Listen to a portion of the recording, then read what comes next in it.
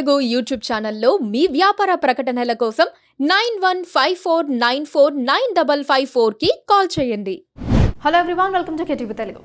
అధికారం పోతే ఆ పార్టీలో ఉండాలనిపించదు. నిన్న ఆయారాం, ఇవాళ గయారాం అని చెప్పుకోవాలనిపిస్తుంది. అవకాశాన్ని అవసరాన్ని బట్టి తెలుగు రాష్ట్రాల్లో ఫిరాయింపులు ఎక్కువేనని చెప్పాలి. ఇప్పుడు ఓటమి పాలైన వైసీపీ బ్యాచ్ కూడా పక్క చూపులు చూస్తోంది. టీడీపీలోకి నో ఎంట్రీ బోర్డు పెట్టడంతో కేంద్రంలో అధికార సంకీర్ణానికి నాయకత్వం వహించే బీజేపీ వైపు చూస్తున్నారు. కమలంలో చేరిపోతే కలిగే ప్రయోజనాలు కూడా వారికి తెలుసు. అటువైపు నుంచి గ్రీన్ సిగ్నల్ వచ్చిందని కొందరు నేతలు చెప్పుకుంటున్నారు. ఇది టీడీపీ దూకుడుకు చెక్ పెట్టే ప్రక్రియ అవుతుందా అన్నదే ఇప్పుడు పెద్ద ప్రశ్న.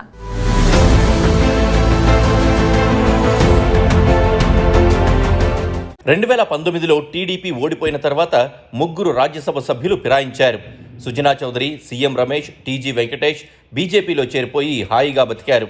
సుజనాపై ఉన్న ఆర్థిక నేరాలు ముందుకు సాగలేదు. సీఎం రమేష్ వ్యాపారాలు 3 పువ్వులు 6 కాయలుగా వర్ధిల్లాయి. టీజీ వెంకటేష్ తన కుమారుడు భరత్ను టీడీపీలో చేర్చి లోకల్గా ప్రయోజనం పొందారు. 2024 ఎన్నికల నాటికి సుజనా ఎమ్మెల్యే అయితే సీఎం రమేష్ లోక్సభ సభ్యుడయ్యారు. టీజీ భరత్ ఎమ్మెల్యే అయ్యారు. అధికార పార్టీలో ఉండడం ఎలాగో తెలిసిన నేతలు కావడంతో టైం వేస్ట్ కాకుండా ఫిరాయించేశారు. ఇప్పుడు వైసీపీ ఓడిపోయిన నేపథ్యంలో ఆ పార్టీకి చెందిన కొందరు నేతలు ఫిరాయింపు మంత్రం పఠిస్తున్నారు. జగన్కు అత్యంత సన్నిహితుడు, కొంతకాలంగా పార్టీలో నంబర్ 2గా ఉన్న విజయసాయిరెడ్డి బీజేపీలో చేరతారని 2 రోజులుగా ప్రచారం జరుగుతోంది. ఆయనతో పాటు బీదా మస్తాన్రావు, లోక్సభ సభ్యులు అవినాష్ రెడ్డి, మిథున్ రెడ్డి కూడా క్యూ కడుతున్నట్లు చెప్తున్నారు. మరోపక్క ఎమ్మెల్యేలుగా ఓడిపోయిన కొందరు కాషాయ కండువా కప్పుకునేందుకు రెడీ అవుతున్నారు. అందులో మాజీ మంత్రి విడదల రజని ముఖ్యులని చెప్పాలి. ఆమె ప్రస్తుతం ఎవరికీ కనిపించకుండా హైదరాబాద్లోని ఒక రిసార్ట్లో ఉంటూ బీజేపీ నేతలకు టచ్లోకి వెళ్లారని సమాచారం. వైసీపీ నేతలను టీడీపీ ప్రభుత్వం టార్గెట్ చేస్తుందని ప్రత్యేకంగా చెప్పాల్సిన పని లేదు. ఇప్పటికే జగన్ ప్రభుత్వంలో అంటకాగిన అధికారులపై దృష్టి పెట్టింది.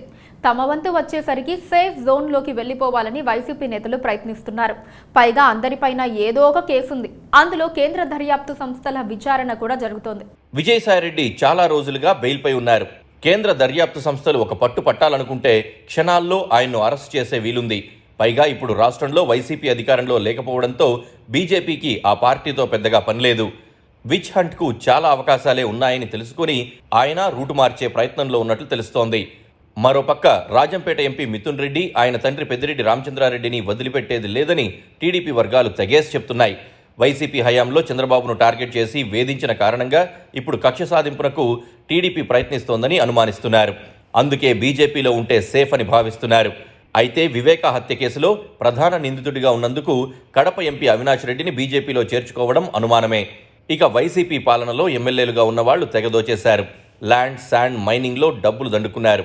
టీడీపీ ప్రభుత్వం అనుకుంటే ఇప్పుడు 100ల కొద్దీ కేసులు పెట్టే అవకాశం ఉంది. అందుకే బీజేపీలో ఉంటే టీడీపీ తమ జోలికి రాకుండా ఉంటుందని వారి ఆలోచన. మరి వైసీపీ నేతలు బీజేపీలో చేరితే టీడీపీ ఊరుకుంటుందా అన్నది పెద్ద ప్రశ్న. ఇప్పటికిప్పుడు మాత్రం టీడీపీ ఏమీ చేయకపోవచ్చు. ప్రస్తుతం రాష్ట్రాభివృద్ధిపై దృష్టి పెట్టిన సీఎం చంద్రబాబుకు ఆ దిశగా కేంద్ర సహకారం చాలా అవసరం. ఇప్పుడే తగవుకు దిగితే ఒక్క పని కూడా ముందుకు సాగదు. అందుకే వైసీపీ నుంచి నిజంగా ఫిరాయింపులు జరిగినా చూస్తూ ఊరుకోవడం మినహా చేయగలిగిందేమీ లేదనే చెప్పాలి. మాజీ సీఎం జగన్ కూడా జగత్ కిలాడీనే. ఆయనే ముందు జాగ్రత్తగా పార్టీ వారిని బీజేపీలోకి పంపే ప్రయత్నంలో ఉన్నారని టాక్ నడుస్తోంది. వైసీపీలో కొనసాగితే కష్టాలు తప్పవు కాబట్టి వెళ్లి బీజేపీలో సెటిల్ అయిపోమని చెబుతున్నారట. ఏది జరిగినా ఆంధ్రప్రదేశ్ రాజకీయాల్లో సమీకరణాలు మారటం మాత్రం ఖాయం. పూర్తిగా క్లారిటీ వచ్చేందుకు 1-2 వారాలు పడుతుందని చెబుతున్నారు.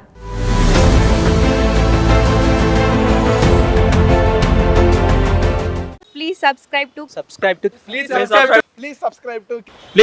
to KTV Telugu. KTV Telugu channel.